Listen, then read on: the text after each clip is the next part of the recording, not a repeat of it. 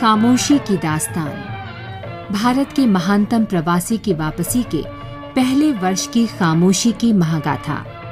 आकाशवाणी की विशेष शताब्दी श्रृंखला खामोशी की दास्तान। प्रस्तुत है आज की कड़ी।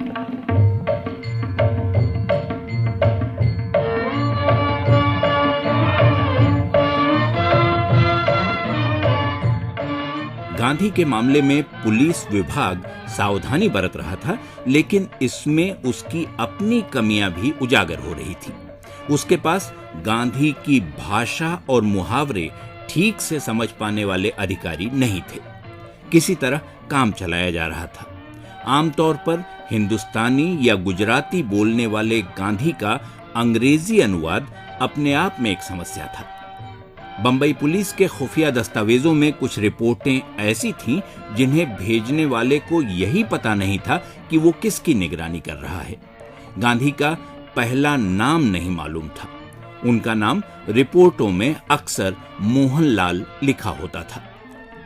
1 दिसंबर को वीरमगाम से भेजी खुफिया रिपोर्ट में कहा गया, मोहनलाल करमचंद गांधी 1 डाउन मेल से अहमदाबाद से वीरमगाम आए। स्टेशन पर स्वागत करने वाले करीब 25 लोग थे। 1 घंटा बाद गाड़ी से राजकोट चले गए। गांधी के साथ उनकी पत्नी और सर्वेंट्स ऑफ इंडिया सोसाइटी के कोई चिंतामणि दावले थे। उसी रिपोर्ट के मुताबिक स्टेशन पर गांधी ने लोगों से कहा, मैं गोखले स्मारक कोष के लिए चंदा मांगने जा रहा हूं। वीरमगाम के लोग मदद करें तो अच्छा रहेगा। देर शाम राजकोट पहुंचकर गांधी ने गोकीबेन से भेंट की और बाद में पंडित से मिले।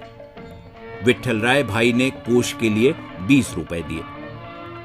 यात्रा में गांधी अक्सर छोटा भाषण कर रहे थे, मुख्यतः गोखले पर केंद्रित। 4 दिसंबर को गोंडल में उन्होंने कहा, गोखले के निधन का शोक 33 करोड़ हिंदुस्तानियों को है। वो जीना जानते थे, मरना भी। बीमारी की हालत में भी आराम करने का ख्याल उन्हें कभी नहीं आया।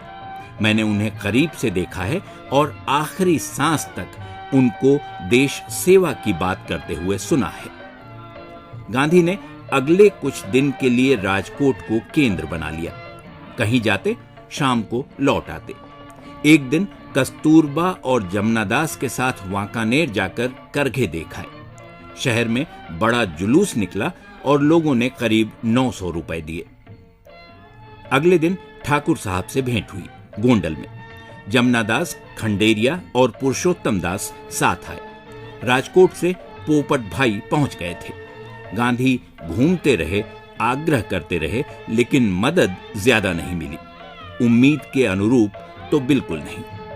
पता नहीं क्यों कोष के लिए रकम अपेक्षित तेजी से नहीं जुट पा रही थी। एक दिन जेतपुर में गांधी ने कहा, आप जो चाहें दें, पैसे बाद में भी भेज सकते हैं।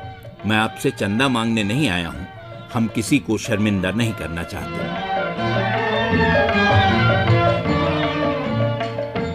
खामोशी की दास्तान।